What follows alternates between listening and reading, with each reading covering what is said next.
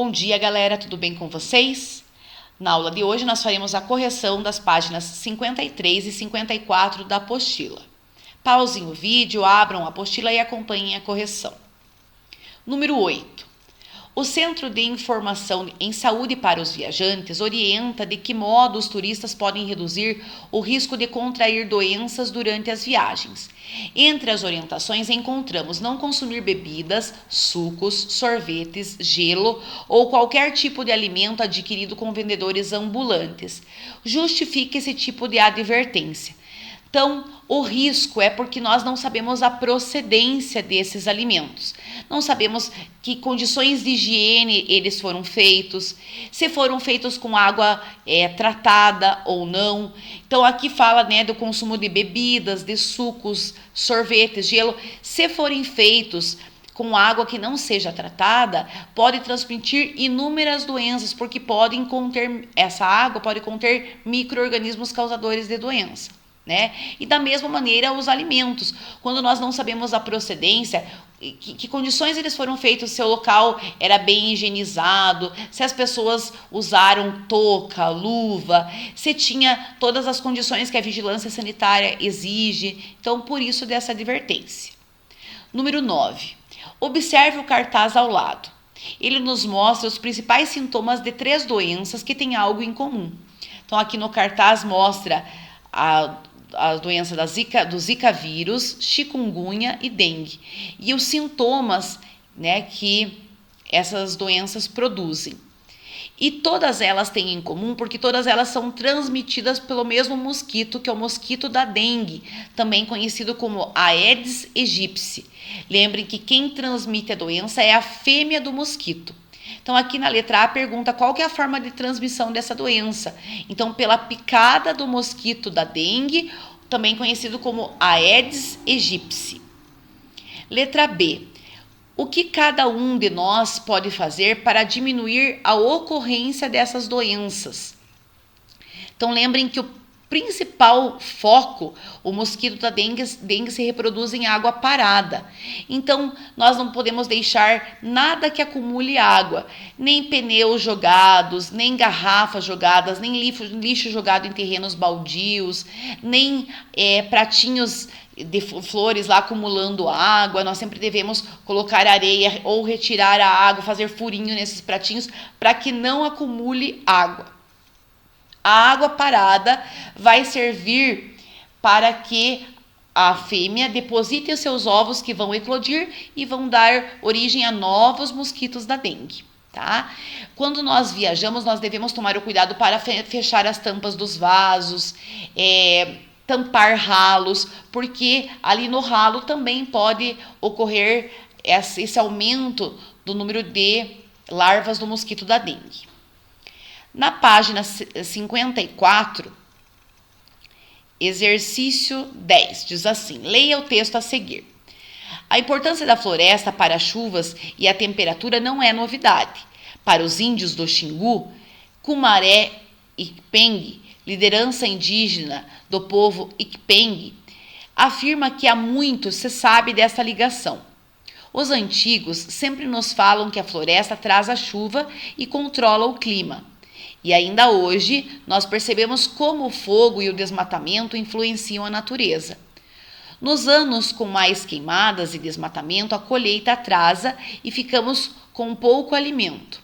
Cumaré explica ainda que é possível identificar sinais de como a natureza reage às agressões.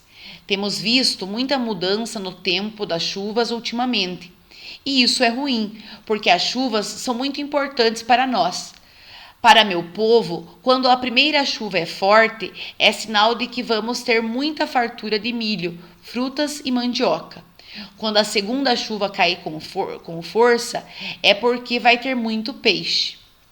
Agora responda as questões. Letra A.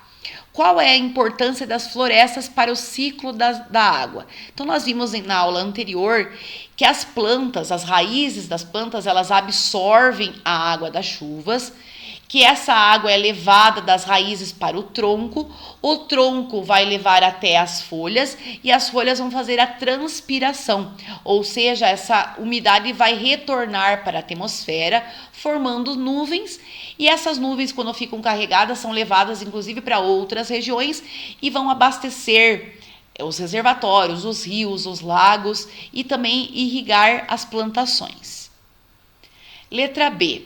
Segundo os indígenas, o que acontece nos anos que ocorrem mais queimadas e desmatamento? Então, sem árvores, ocorre uma diminuição na quantidade de chuvas e, com isso, a colheita também diminui, ou seja, a quantidade de alimento diminui. Então, aqui diz, né, ó, com as queimadas e desmatamento, a colheita atrasa e ficamos com pouco alimento. Então, essa resposta da letra B está aqui no primeiro parágrafo. Letra C.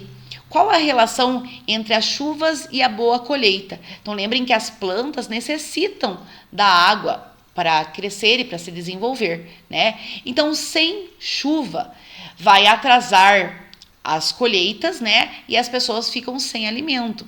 Porque lembrem da necessidade que as plantas têm da água para se desenvolver, tá? Número 11.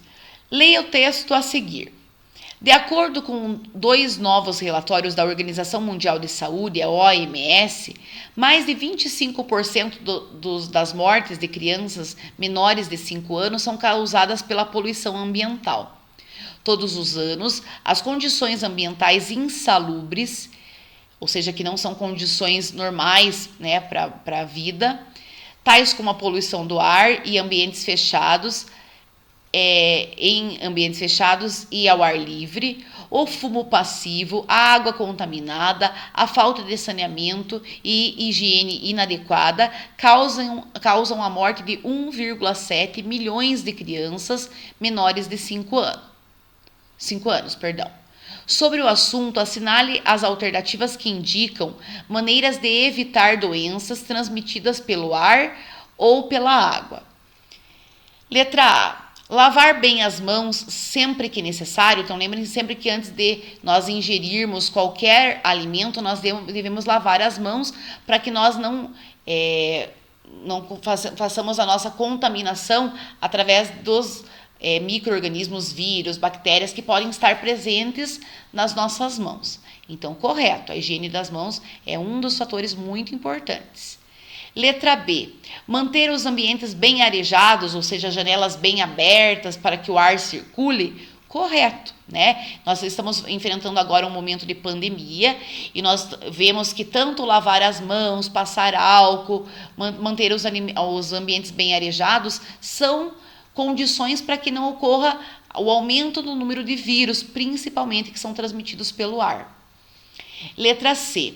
Consumir água tratada. Lembrem que a água não tratada pode causar inúmeras doenças, né? Então, consumir água tratada é uma das maneiras de evitar a contaminação pela água. Letra D. Utilizar apenas álcool gel para a higiene das mãos e dos objetos. Nós vimos que o lavar as mãos é dos fatores que mais diminui, né, esse contágio dos vírus, principalmente.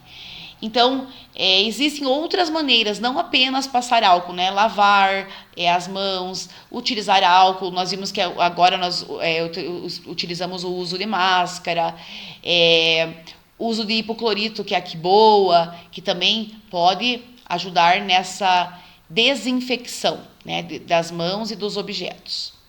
Letra E. Utilizar combustíveis menos poluentes. Lembrem que o álcool, por exemplo, é menos poluente do que a gasolina e do que o diesel, porque não são derivados de petróleo, não são derivados de combustíveis fósseis. Então, a utilização de combustíveis menos poluentes é uma maneira de evitar a poluição do ar. Letra F. Não fumar e não expor a fumaça do cigarro. Correto, então, tanto não fumar para não poluir o ar, né? E não expor a outras pessoas a fumaça do cigarro, porque lembrem que essas pessoas são consideradas fumantes passivos, como aqui no texto diz, né? Que um dos fatores é as crianças serem fumantes passivos, ou seja, ficarem próximas de pessoas que fumam, né? Então, tanto não fumar e não expor ninguém à fumaça do cigarro é um dos fatores. Letra G, manter as janelas fechadas, falso, né? Vai contra o que nós marcamos aqui na letra B. Lembre que durante o inverno é onde ocorre maior número de casos de doenças transmitidas por vírus, porque a maioria das pessoas fecham, já não lavam tanto as mãos, não fazem tanto essa higienização, essa circulação do ar. Então, aqui, falso. Letra H, manter a casa e a sala de aula bem limpas e higienizadas, correto, né? É uma das maneiras de evitar essas doenças. Letra I, impedir a entrada de luz solar nos ambientes, falso, né? Então, as alternativas que devem ser marcadas, as letras A, B, C, E, F e H. Complete esses exercícios e me enviem para que eu possa avistar. Se ficou qualquer dúvida, entrem em contato comigo. Um grande beijo e até a nossa próxima aula.